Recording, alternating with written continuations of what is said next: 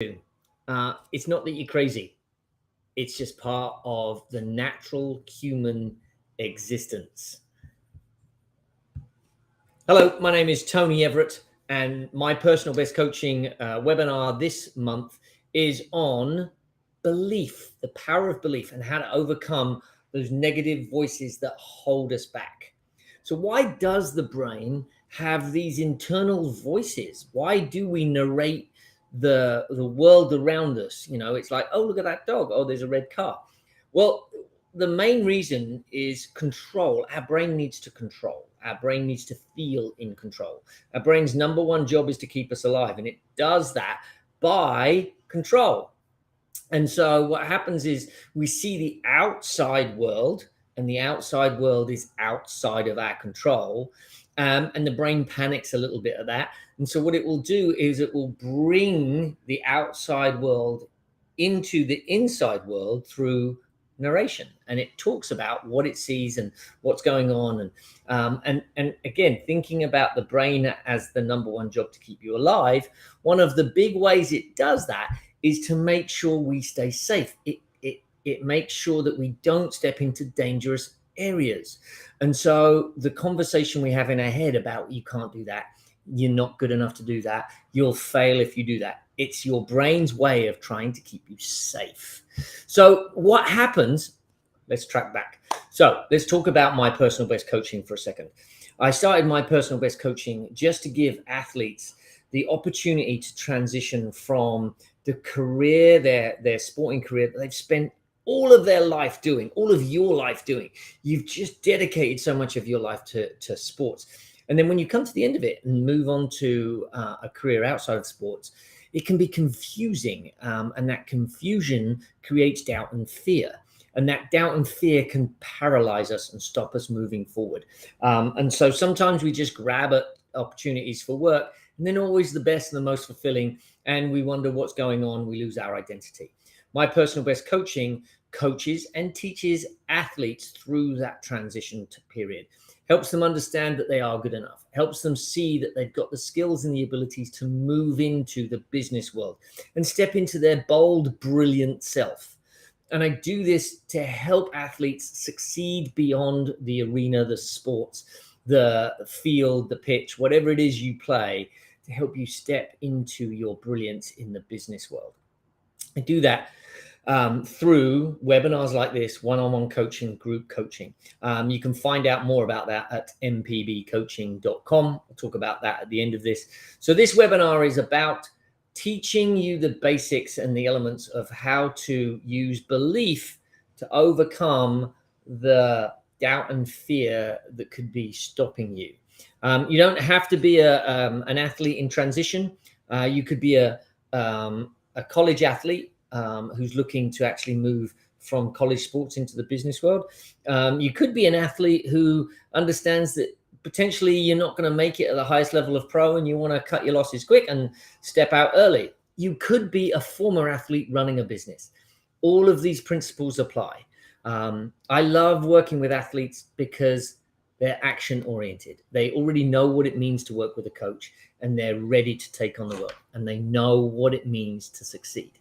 So let's dive into this presentation, thinking about this internal narrative, this voice that talks to us and prevents us.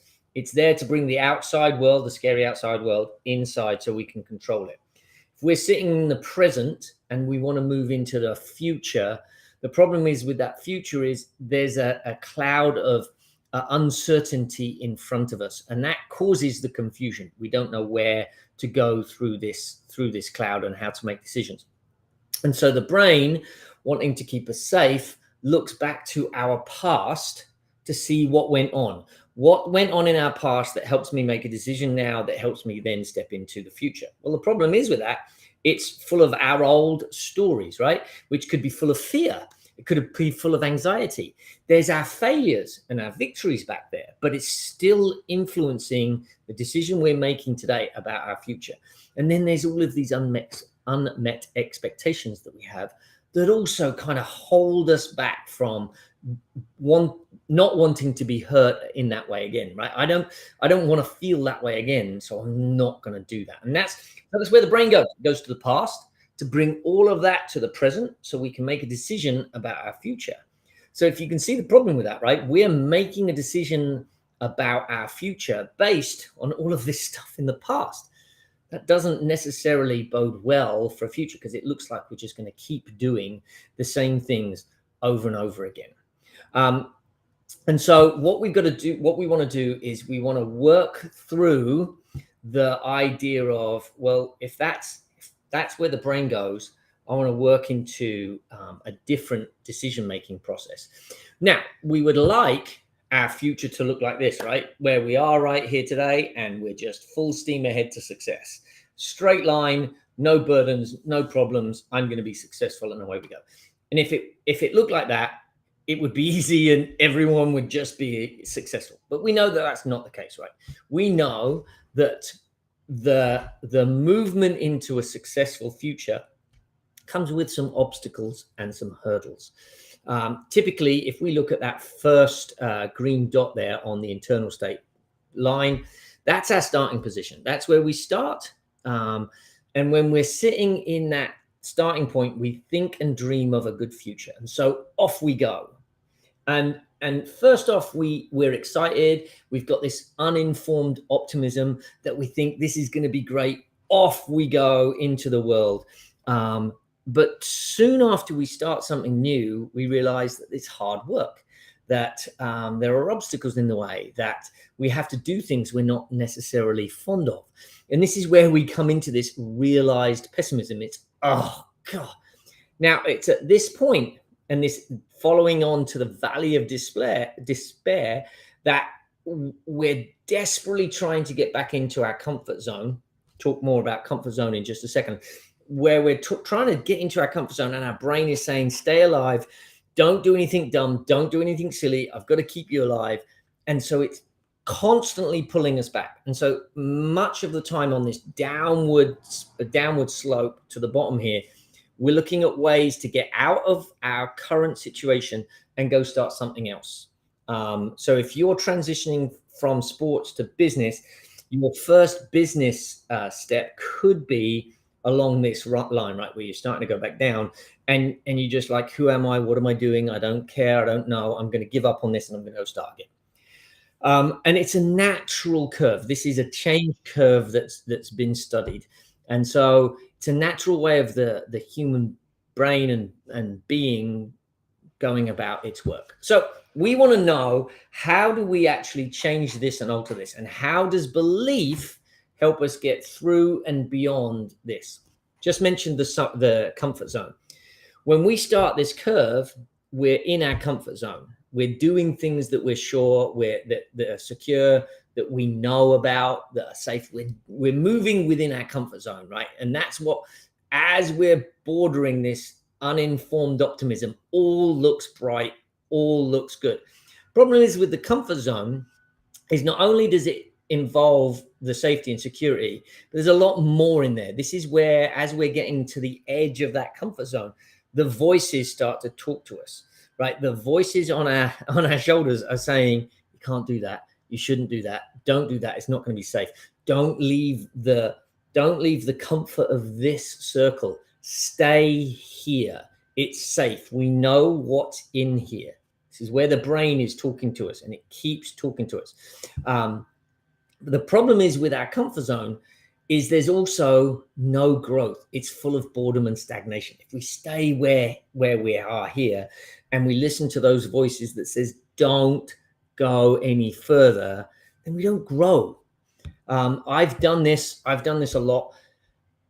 I found my comfort zone and stayed in there, and it feels good because you're comfortable and you're not going anywhere and you're not doing anything. I would finish work, I'd go sit on the couch, I'd go zone out and watch TV. I'd do what is required, but nothing more. And it kept me in a unsatisfied sales role for 15 or 16 years. I changed jobs, which made me feel kind of excited, but then I'd get bored and then I'd just stay where I was again. And so this went on for a long time and nothing pushed me beyond that. So we've got to be aware of that comfort zone. We've got to be aware of what's in there and what we do within that comfort zone. When we move beyond this comfort zone, the next zone out is this fear zone. And this is why the voices in our head keep saying, don't go there, because it's scary place. Growth is scary. When we come into this realized pessimism where things are really hard, we're like, I don't want to do that. That's just not good enough. We make excuses. We don't feel good about who we are. We procrastinate. I'll do that tomorrow. And a lot of what we focus on is this problems and obstacles that's happening, that's going. And the issue there is it drives us back into our comfort zone, which means we're going to drive back into what we feel is safe and secure, but drive us back into boredom and stagnation. And that means whatever career path we've started, whatever job we've started, whatever entrepreneurial journey we may have started, we're going to drive back into our old self and our old way of doing things. And we're just going to get stuck within that. It's this area of the fear zone and the inner voice. This is where we start to lean into belief. But the internal voice, the voices that we hear, if we fight against them, it's kind of like the energy, right? Where you put your focus, that's where the energy will be. So it's like these two trains that are going at each other, and the energy is just fighting against each other, and we're not going it. And if I'm fighting an internal voice by saying, go away, don't come back, I don't want to hear you, then all I'm doing is pushing against it, which is actually giving it energy. It's kind of like a smoker wanting to quit smoking. When he says, I'm quitting smoking, he focuses on smoking. Right. And so the idea behind what we want to do with those inner voices is we acknowledge them. We're aware of them when we acknowledge them. And then we can accept them. And it's this inner acceptance that takes the energy away and allows it to drive through. And then it just disperses and dissipates. And so the thinking and the concept behind acceptance is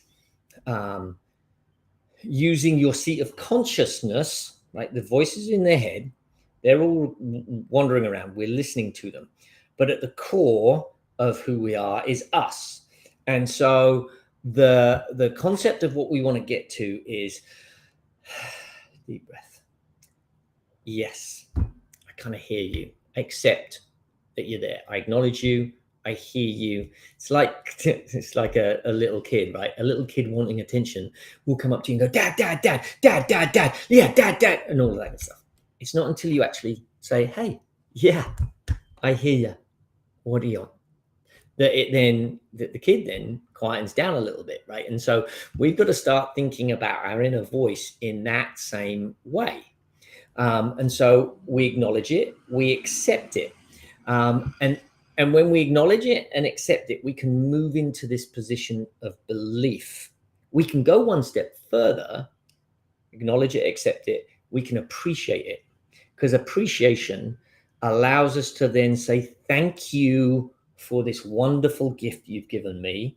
You are allowing me to see some of the pitfalls in my belief that I can either do something with or say I'm going on regardless.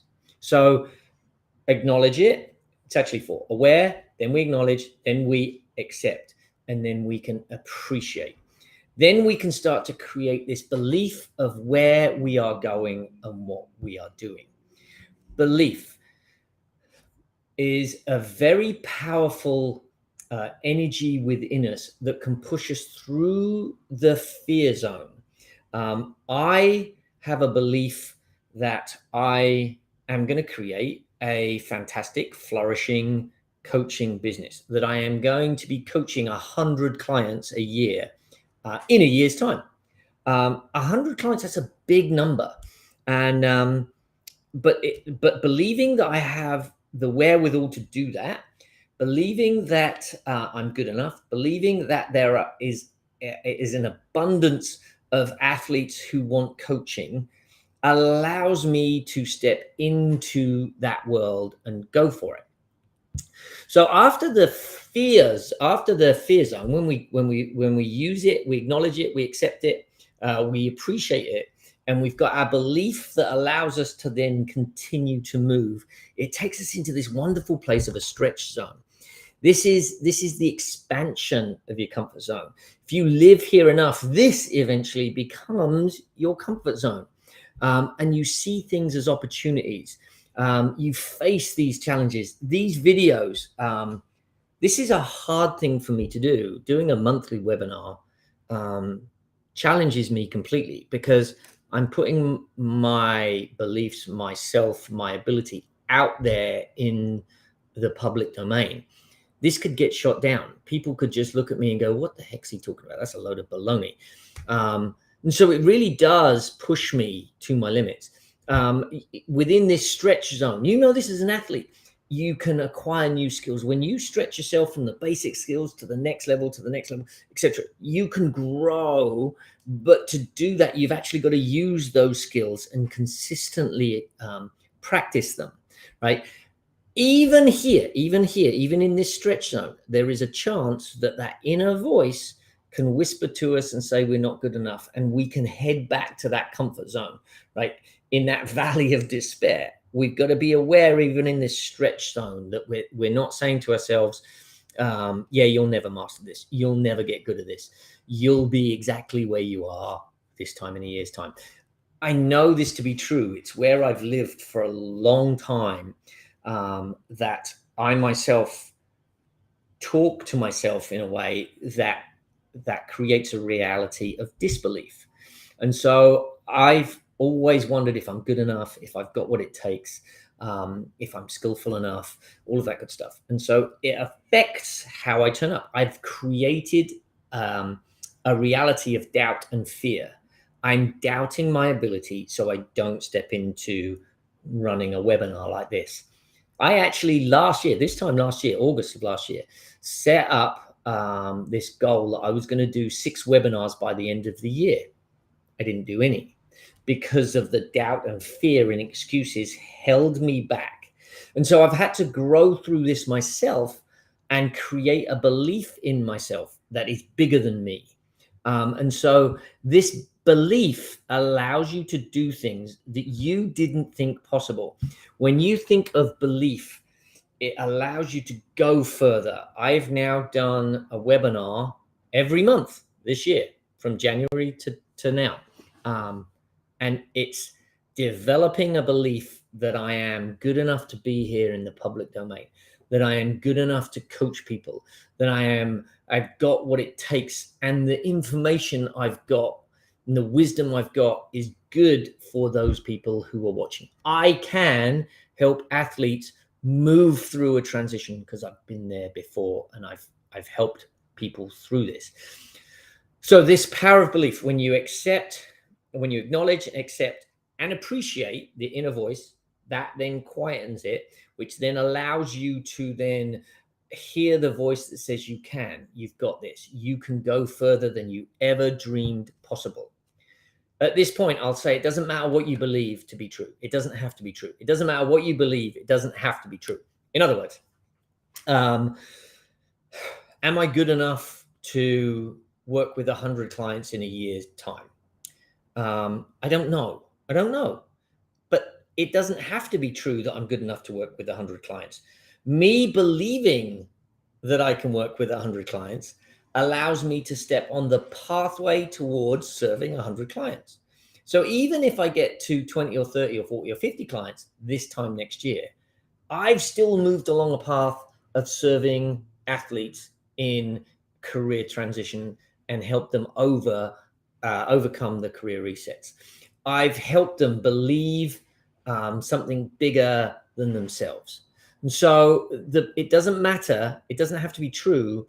It's what you believe in, right? It's what's in here that you believe in that will give you that power to make wonderful steps and start on a wonderful journey into a fantastic future. And that future is your growth zone. In your growth zone, there is exactly that, self-growth. You've got ambitious goals. This is where I'm living now, 100 clients in a year's time. Gives you meaning and purpose. I love the work that I do. I love working with athletes and helping them overcome these obstacles. It gives me a bigger vision of what I want to do. And so there's so much more within the growth zone. And this is where we want to get to. But to get to here, we need the belief. We need to move from comfort zone to fear zone to stretch, and then into growth. Can you see how belief, walking with this belief and understanding that you've got what it takes, helps you move through and grow through these zones? You're going to hear an inner voice that says, don't do it. It's full of fear, doesn't need to be listened to. So this idea of moving through and into your growth zone, you can start to believe in this impossible, right? But look at it and go, well, that's not a possible thing. But if you believe in it, it can be true. This believing in the impossible, we create our own realities with what we believe.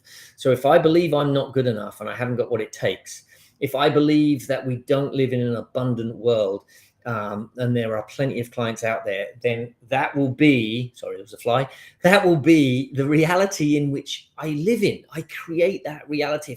If I look at the negative, if I just complain and moan, if I just go, oh, this is sucks, this is not good enough, then that's going to be reality.